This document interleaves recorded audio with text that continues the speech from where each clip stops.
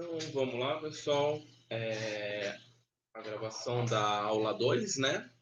Que foi passada no último dia. Esqueci o dia. Foi na sexta-feira, dia. Aí, viu? Sexta-feira, no dia 26 de fevereiro, né? Então, foi quando foi feita essa aula, né? Ela foi dividida em duas partes também. E vamos falar um pouco sobre computadores. Um minutinho. Cadê o fio?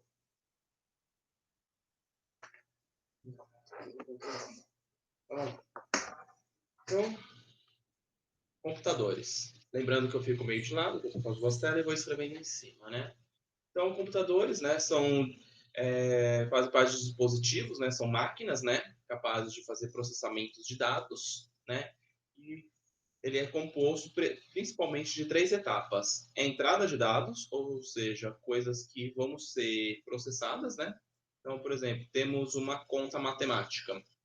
Então, a gente entra com a conta matemática, 10 vezes 34, ele processa e dá a saída. Ou se não, entramos com uma imagem, aí fazemos algum sistema de tratamento nessa imagem, né? Então, aí entra o pai de processo e a saída final. Então, ele é composto pelo menos de três etapas. E temos diversas partes que envolvem, né? O dispositivo de entrada, né? Que são dados, o de armazenamento, que são os HD, pendrive, coisas do gênero, né? Processador, onde processa todas essas informações que a gente falou nas aulas anteriores, né? E a capacidade de retirar os dados, ou seja, a disponibilidade, se é um áudio que estamos escutando, se é um vídeo que nem vocês estão vendo, se é alguma informação impressa e tudo isso. Né? Então, ele é composto principalmente dessas etapas aqui, desses sistemas, né, desses conjuntos de dispositivos elétricos e eletrônicos, né, onde temos os processadores, a placa-mãe, onde praticamente todo o material fica preso, né, fincado, a fonte de alimentação, as memórias RAMs e os tipos de HD, de armazenamento, HD, pendrive e assim vai, né. Mais para frente a gente vai falar um por um. A princípio, temos 6 tipos de computadores. Temos 6 tipos. São os supercomputadores. O Brasil tem alguns deles, né? Data center, que são as centrais onde fica armazenado todo o material, tipo as famosas nuvens, são os data center, né? Os mini computadores servidores, normalmente alguma empresa tem, normalmente as empresas têm isso, né? Na escola deve ter um computador que serve de servidor, que faz toda a comunicação interna da escola, que depois acessa a internet, né? Bem que essa parte aqui depende da empresa, eles não têm esse sistema, eles vão direto para o data center. Então, do computador comum aqui, né, do microcomputador, já pula para data center. Na hora que a gente falar de data center, a gente conversa sobre isso. Cluster, que são mini servidores ou mini data center, tudo depende da sua configuração. É interessante que o cluster ele é utilizado de computadores comuns. Os microcomputadores são os PCs, são notebook, desktop, esses computadores que vocês usam normalmente, né? Tem na escola, na sala de informática, tudo, né? E os girders, que são os smartphones, por exemplo, é um girder. A TV Smart é um girder. O relógio inteligente que se comunica é um girder. Ou seja, qualquer coisa que se comunica com a internet de uso pessoal. Fone de ouvido Bluetooth e assim vai, né? Quando chegar neles, a gente fala mais sobre eles. Então, temos os supercomputadores, né? Nessa categoria está incluso os principais datacenters espalhados pelo mundo, né? Então, tem vários computadores, né? Tem essa foto aqui que está na apostila de vocês, né? Que é o primeiro computador quântico, né? Que foi desenvolvido, né? E aqui são 3 imagens de data centers, quer dizer, desculpa, supercomputadores aqui no Brasil, né? Temos o Tupã, que está no INPE, aqui no interior de São Paulo, né? Esse supercomputador aqui, tá uma imagem interna dele, de como é lá dentro, né? Quando a gente abre Aqui é uma parte dele, então ele vai para lá, para outros lados, né? E tem o maior computador do Brasil, né? Que é o S Dumont, né? Que ele ocupa 380 metros quadrados, ou seja, bastante espaço que ele ocupa, né? Ele fica dentro desse prédio aqui. Pode ver que tem até uns geradores aqui para, se caso faltar energia, ficar, né? Aqui no link tem uma reportagem sobre os 6 supercomputadores do mundo, do Brasil, né? Tá aqui, né? E, infelizmente, esse computador Santos Dumont, que é o maior computador do Brasil, né? O supercomputador brasileiro, está atualmente desligado por falta de dinheiro para pagar a conta de luz dele. Ele consome, em média, 500 mil reais de luz, né? De energia que ele consome. Então, ele acabou sendo desligado porque o instituto que tem ele não está recebendo a verba para pagar as contas de luz, então eles tiveram que desligar o computador. Aqui, né? Aqui é umas informações só para vocês verem mais ou menos o que tem dentro, né? Esse S Dumont, que é em homenagem a Santos Dumont, né? Ele fica na cidade de Petrópolis, no Rio de Janeiro, né? Ele é uma parceria, né, do governo brasileiro, tudo com uma empresa francesa, né? Aqui vocês vão estar meio assim perdido, normal, né? Ele tem 1,6 petaflops por segundo. Quando a gente for falar de programação, logo nas primeiras coisas, a gente vai falar dos flops point, né? O que seria esses float points? Seria a posição da vírgula, quantos algoritmos pode ter o número, né? Então, quando a gente for trabalhar no primeiro dia da aula de programação, a gente vai já falar sobre isso, né? Mas vai demorar um pouquinho ainda, tem todas as outras informações. A gente vai falar sobre isso aqui, né? Esse computador possui 36.476 núcleos de CPU, ou seja, um computador normal nosso aqui é 4, no máximo 7 núcleos de processamento que ele tem. Normalmente é um quad-core, a maior parte dos computadores, né? Os celulares, smartphones, algumas versões estão trabalhando com 8 núcleos de processamento, né? Aqui tem 36 mil, mais de 36 mil núcleos, né? Que ele é distribuído a gente considera distribuído em 1.000 e poucos computadores, né? Então tá aqui mais ou menos como é feita a distribuição, né? Então a gente tem 198 nós, né? De processamento da Intel Share, né? Que aí tem as configurações. Cada bloco desse tem 64 GB de memória RAM. Normalmente um computador caseiro tem 4 a 8, alguns hoje em dia tem 16 GB de memória RAM, né? Então cada bloquinho desse aqui tem 64 e assim vai todas as partes internas dele. Olha esse bloco aqui, ó, em cascata, quantos gigas que ele tem? 384 gigas de memória RAM, né? Lembrando que os nossos têm 4, 8 gigas, né? Então, e assim vai. Então, é esse conjunto todo aqui que faz o S Dumont, né, ser o maior computador, o supercomputador brasileiro. Lembrando que existem outras máquinas também no Brasil, né? Aí vem os data center, né, que são centrais de dados, né, centro de processamento de dados, né, também conhecido como data center, né, centro de processamento de dados.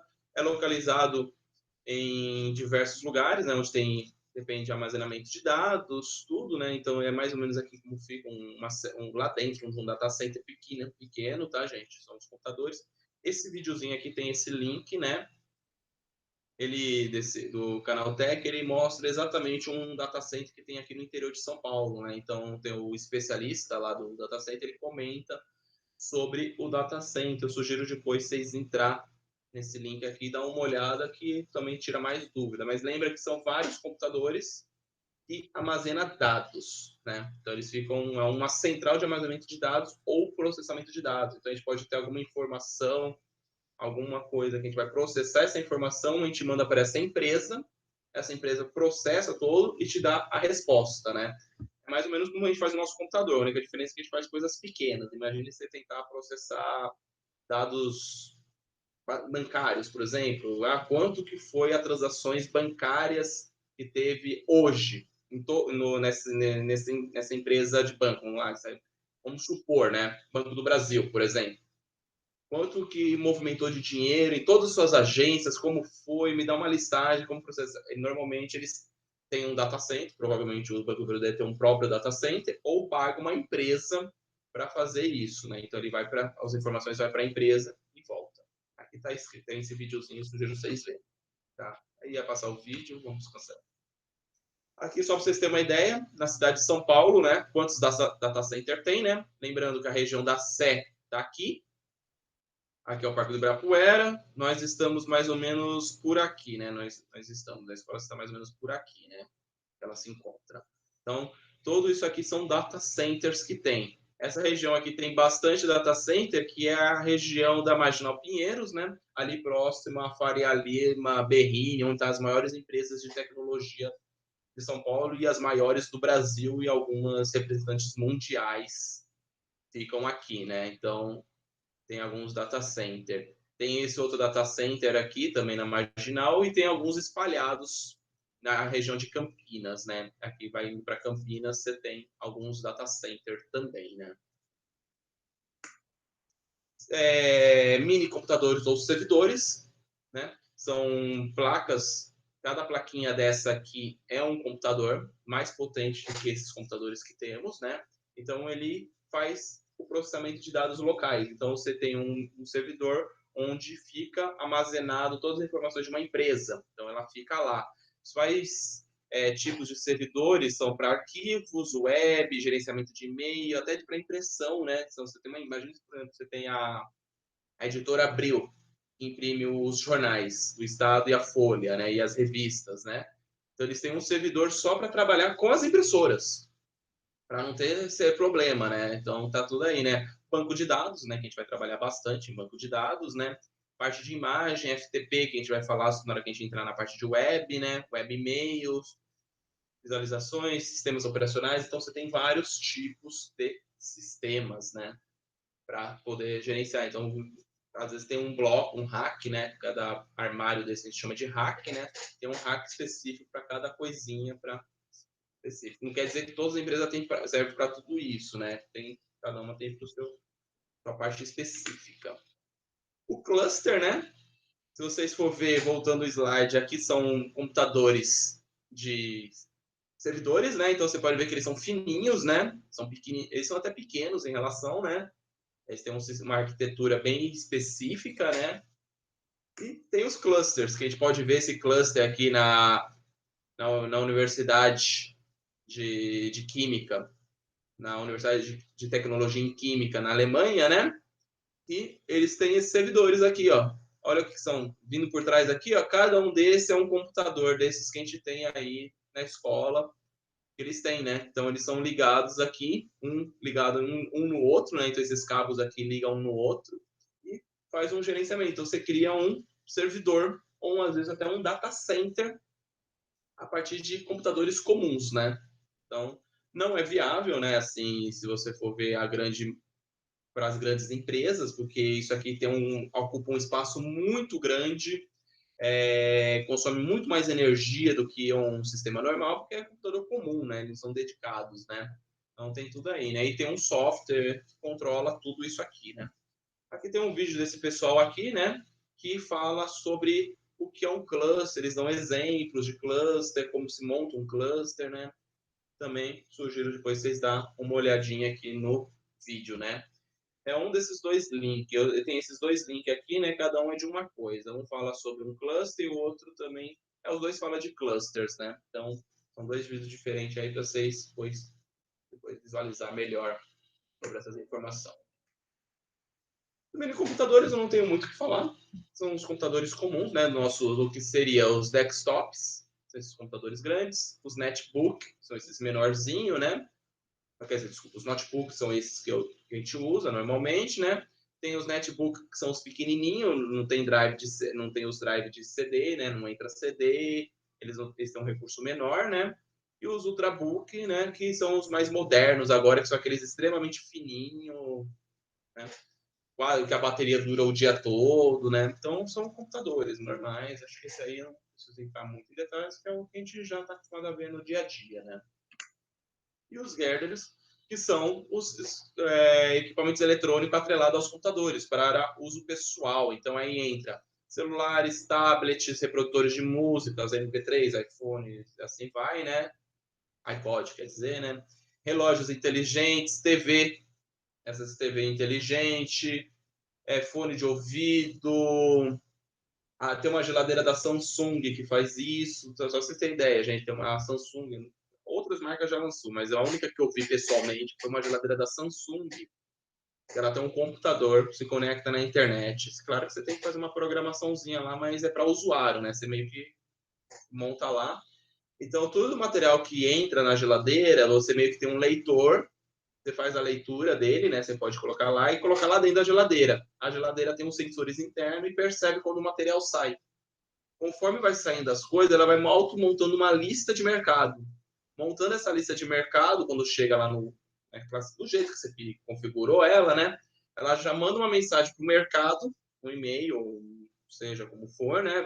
Manda uma mensagem para o mercado e a compra vem para sua casa. Então, o mercado, ela se auto-comunica com o mercado e o mercado manda a comida de volta manda para você. Então você não precisa nem fazer mercado mais. A própria geladeira percebe o que está faltando a partir dos seus itens comuns e traz de volta para você, né? Te informa, ó, tá na hora de fazer a compra. E faz tudo isso. Então são sistemas inteligentes que fazem isso, né? Tem ar-condicionado hoje em dia que você controla para o aplicativo do celular. Então o ar-condicionado está na sala, você tem um aplicativo, você abre e controla o ar-condicionado. A LG lançou uma máquina de lavar que também faz esse mesmo sistema, essas marcas lava e seca, que é o que? Você também comunica a máquina na internet, no Wi-Fi da sua casa, você tem um aplicativo no celular, você sai de manhã, joga as coisas lá dentro. Por exemplo, na hora que eu estou voltando para casa, você vai lá no aplicativo, você fala, o ciclo leva mais ou menos 1h30 para lavar e secar a roupa, né? Aí você fala, acionar. Aí você aciona quando você está indo para casa. Quando você chegar em casa, já está a roupa lavada, é só tirar e guardar. Literalmente tirar e guardar. Não precisa nem pendurar no varal, porque ela já fez a secagem. Toda é só tirar da máquina e colocar nas gavetas, praticamente, né? Então são todos os girders que existem, né? Então aqui tem um resuminho, né? Se caso não conseguir ler o QR Code, tá o link aqui, né? É um resumão da aula, né? Esse mesmo QR Code está no material de vocês, né?